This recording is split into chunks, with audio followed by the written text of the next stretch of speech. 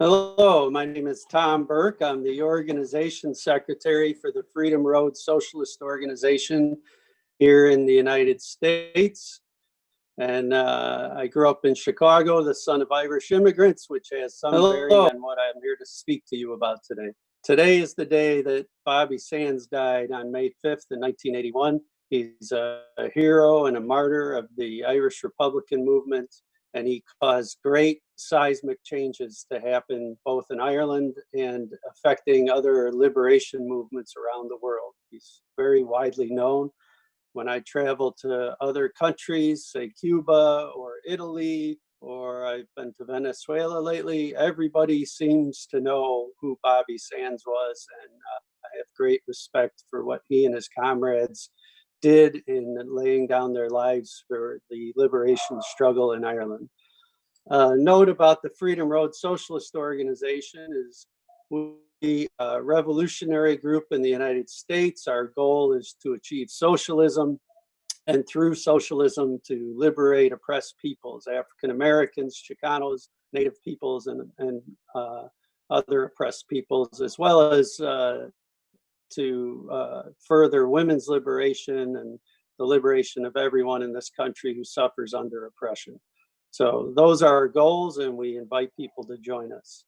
So given that today is May 5th and we're celebrating Bobby Sands, I want to talk to you about who he was. He grew up in and around Belfast, and it surprised most further women's liberation. He grew up in majority Protestant communities until his family was burned out by a loyalist mob. And just to differentiate, the Protestant people in fact, no matter where they live on the island, they're not foreigners, they're part of the Irish people.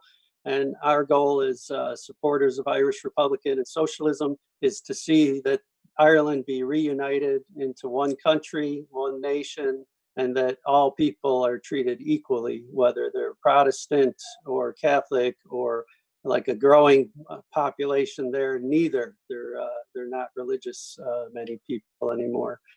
So Bobby Sands, growing up in these communities, had a fairly good youth.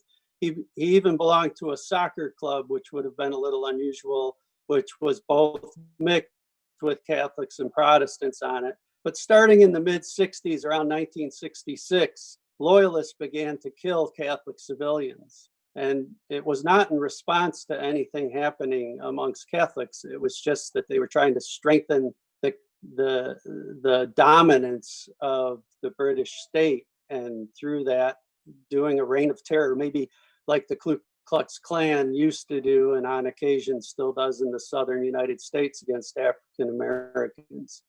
So he quickly learned as a youth that some of his friends would stop acting with him simply because he had an identity as a Catholic. When he became a teenager, their family moved, and then they still went to mixed schools, but he left high school early to go get a technical job building coach buses, again in a majority workforce that was Protestant.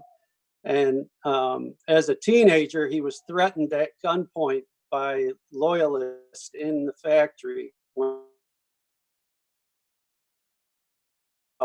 And that's when he decided that change Ireland and its colonial status and the sectarian divide was to join a militant struggle.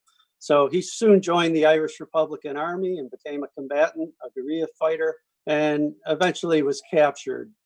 And one of the things that happened in the jails, going over a quick decade of struggle in the prisons, is that the British state originally considered political prisoners and prisoners of war in a special category status, that they were not what you might call common criminals, right?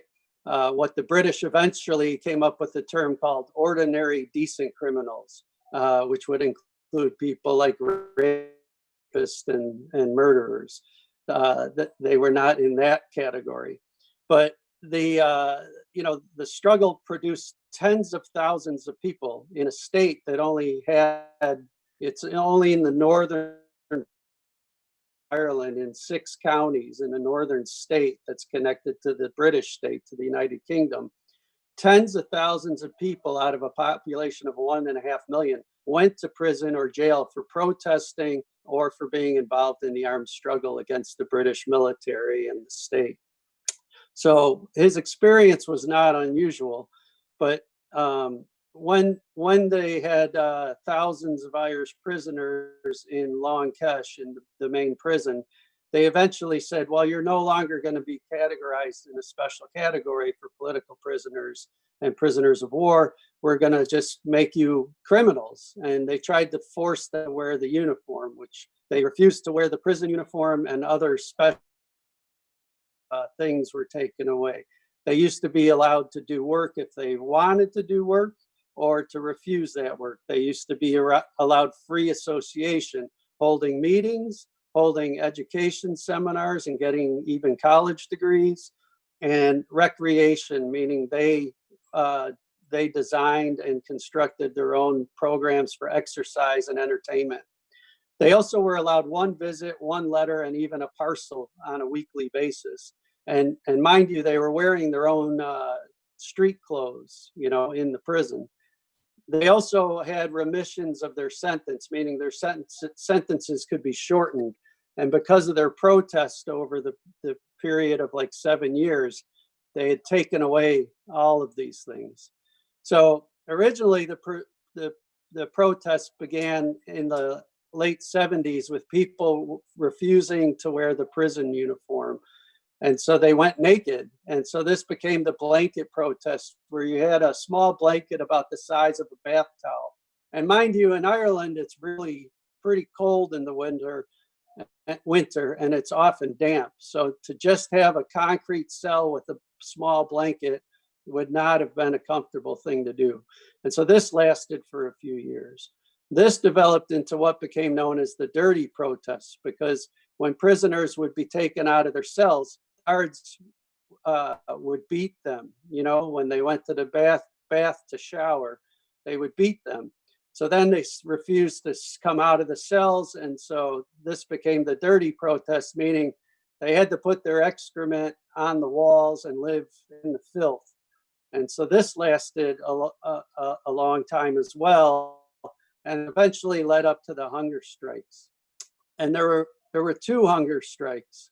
The first hunger strike was about to have success under the leadership of a man I once met in Chicago named Brendan Hughes. But at the last moment, the British seemed to back out, and Brendan Hughes and the IRA leadership in the prisons decided that their agreement had been broken. So this was when they were dealing with Margaret Thatcher. So the second hunger strike came forward under the leadership of Bobby Sands, and that's what eventually led to him starving to death, today being the day we honor, and 9 other prisoners as well. Other prisoners were on the hunger strike, and they eventually called it off under a lot of pressure. So one of the bigger events that happened before Bobby Sands died was that he was actually elected as a member of Parliament to the Parliament in London, which, because Ireland is and was a colony, the Irish Republican movement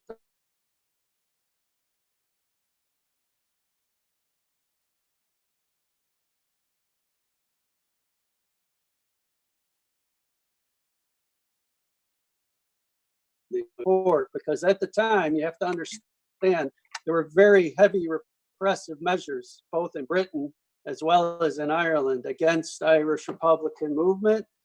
And this just added, like in Britain, to the discrimination that Irish people had faced for many hundred years already.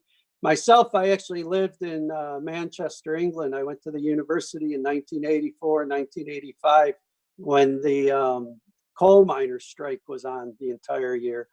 And I can tell you that amongst all the different immigrants to Britain, the Irish would be kind of treated the worst amongst all of them.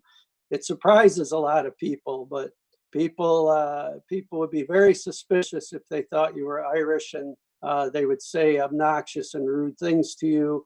And if you had to deal with them in a work situation or a neighborhood situation, you'd always be a little bit on guard from what might happen or what people might say to you. So this treatment was reinforced by the British state. I had many experiences when I would travel to Ireland from Manchester where I would be pulled out of a line. It could be a line of 8 people or 100 people, but I would be pulled out because I was a young man, and they would take my passport and ask questions. And it's one of the things that actually turned me into a political activist, because I couldn't appreciate the special treatment I was getting.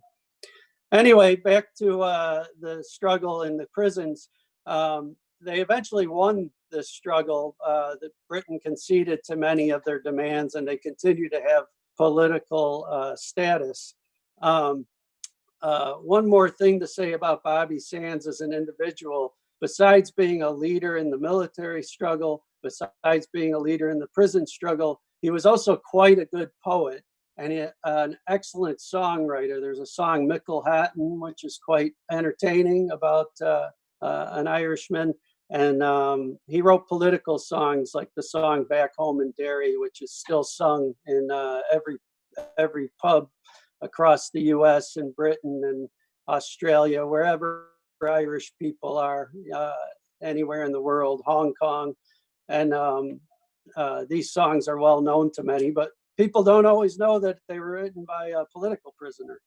So what's the significance of the hunger strike besides, creating martyrs for us to remember? Was that it showed with the H Block prison movement, what they called Smash H Block, which were the actual prisons shaped like an H. I have a friend in Ireland named F. Stewart Ross. He's actually from upstate New York, F. Stewart Ross. He wrote a book called Smashing H Block that people should take a look at. This book explains the movement outside the prisons, because they were criminalizing Irish Republicans and the struggle itself, and they were saying nobody supported it, that it's just a few isolated troublemakers. But the hunger strikes brought out hundreds of thousands of people in Ireland to protest. And as well, like the day Bobby Sands died, I grew up in Chicago suburbs. Thousands of people gathered in downtown Chicago to protest the British government and Margaret Thatcher and demand that the US government force Britain to back down. The US government has always had, since World War I, a special relationship with Britain. That special relationship is based on investments between the two countries. Rich people in the US are not going to help the Irish Republican struggle for the most part, because they have too much invested in Britain and vice versa. But there are Irish Americans here who turned out to test and built the movement and sent aid and political support to the Irish Republic, Ireland in general. And that still continues today. Some forces in Britain and even some of the leftists in Ireland tried to paint Irish Americans as all being backwards and reactionary and racist, but my experience goes against this. I'm not saying the Irish Americans are angels. They're a lot like other white ethnics in the United States.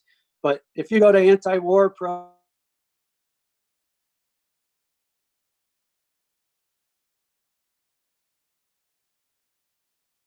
in the left, you're going to find a lot of Irish Americans who have been influenced by their history and by their family and by the Irish Republican struggle. And it's something we should uphold and celebrate. So again, the H Block, Smash H Block movement showed the world that there was mass support for the liberation of Ireland. Along with the IRA prisoners, there were Irish National Liberation Army prisoners. 3 of them died on the hunger strikes. And so around the world, you had support pouring in for the Irish movement. Today, it mostly takes the form of support for Sinn Féin, who recently won the Irish elections. They beat the other 2 main parties by a slim number.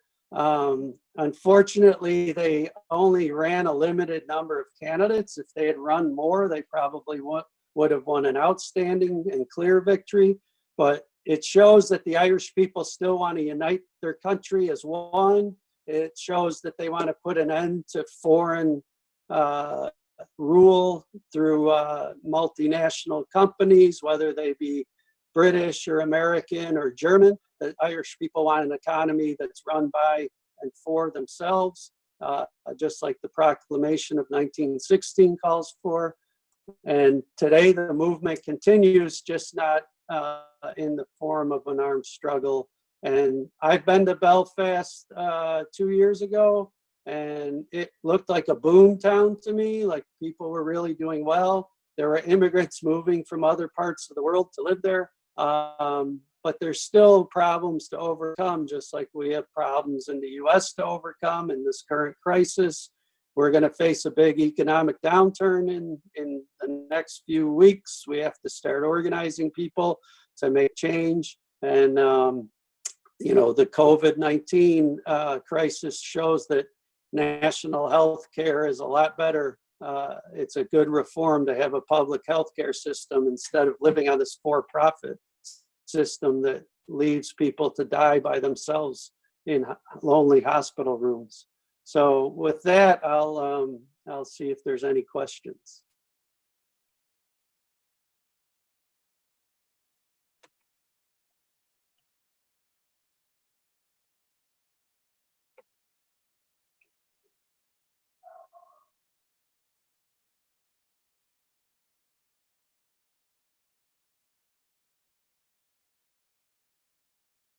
Me a question that they wrote. One of them was, why is it that there's so much solidarity with Palestine in Ireland?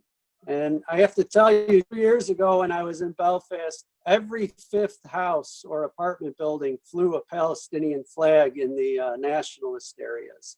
I did also witness a small protest by some really far right people who were waving Israeli flags and British Union Jacks, but they really seemed pretty isolated even in their own neighborhood. And they seemed like an embarrassment actually to most people I saw on the street. Were trying to move past them as quick as they could. But the reason why is because, like South Africa, like Palestine, there's a sort of a part that existed for many years in Ireland, in the north of Ireland especially. And largely this has gone away due to the peace process and the advances made through the Irish struggle. But the Irish are still going to show solidarity with other oppressed people around the world. They understand what colonialism does to a people. Ireland was the first country that experienced colonialism at the hands of the British. And what the British did in Ireland, there were 2 different genocides over the last few centuries. Britain then went on to do those genocides to African people in the slave trade. And, you know, the way they divided and conquered was used from everywhere from China to India to the Middle East. So the Irish were the first colony, and we still have to unite the country to put an end to that colonial relationship. But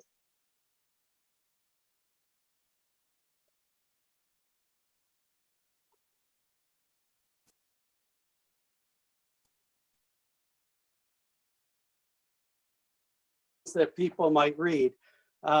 Again, Smash H Block is a great book because it shows the mass movement outside the prisons, led by women mainly. And it involves all the different political forces and groups at the time in Ireland, and shows how to build a united front around a militant action that's taking place. I would also suggest people read An Phoblacht Republican News, that you can find online. That's a Sinn Féin newspaper. Also, Marx and Engels wrote, there's a whole book of their writings about Ireland. And it combines economics and politics, but it also has anthropology and other interesting kind of elements to the book, given the times that Marx and Engels were writing in. Engels actually was partners with an Irish woman named Burns in Manchester, and her sister was friends with them too. So he was very familiar with the Irish immigrants in Manchester. Also, there's many books written about the hunger strikes, and almost all of them are worth reading. You can figure out whether you like the author's take or not, but they're all very moving books with sharp analysis. And, you know, we all read things we don't agree with, but still get a lot out of them. Also, if you want a more kind of nationalist view, there's a writer named Tim Pack Coogan who wrote a lot about the Irish Republican Army and other elements of Irish nationalism. And the groups in Ireland today that you might look at are, of course, Sinn Féin, who are really on the rise and have the potential to change Irish society north and south of the border to the point of taking the border away. You know, when British people ask about the border in Ireland, what they should be asking is, where does the ocean, where does the Irish Sea meet the land? Because that's where the border actually belongs. Another place you might look into is a human rights center called the Pat Finucane Center in the city of Derry. I have good friends who have run that center for many years, and they work with everyone who approaches them who's been impacted by the war in Ireland. No matter who you are or what your politics are, the Pat Finucane Center helps people to seek justice, helps people to understand why did their family members get harmed or murdered or killed in the war. So they're a good group, and there's still plenty of prisoners groups left. So with that, I think unless I figure out any other questions, I'll end by saying the Black movement, the Black liberation movement in the United States has always had a big impact on the Irish struggle. Frederick Douglass, back in the 1800s, spent more than a year in Ireland in the famine years, taking a look at the conditions and writing about them and relating it back to the slave system in the United States. In fact, it was 5 Irishmen who went and liberated Frederick Douglass from slavery and kept him free so he could work in the abolitionist movement. In the 1960s, the Irish civil rights movement, in response to the killings of Catholics, rose up, and it had both Protestants and Catholics participate in it, demanding exactly what the civil rights movement in the southern US was demanding. They even sang your songs. They took the songs from the Black civil rights movement and sang them in Ireland and marched. They followed the same march patterns. Also, Puerto Ricans and Irish have a lot in common, and the Irish have always been inspired by the Puerto Rican independence movement. And lastly, I'll say Ho Chi Minh worked in London, and in the days when he was working in London, there was the mayor of the city of Cork died on a hunger strike, and Ho Chi Minh took that inspiration and said, if people are willing to struggle this much for their country and for their people, we can do it in Vietnam as well. So anyway, I'll say thank you for letting me speak, and long live Bobby Sands, and we look forward to United Ireland. Thank you.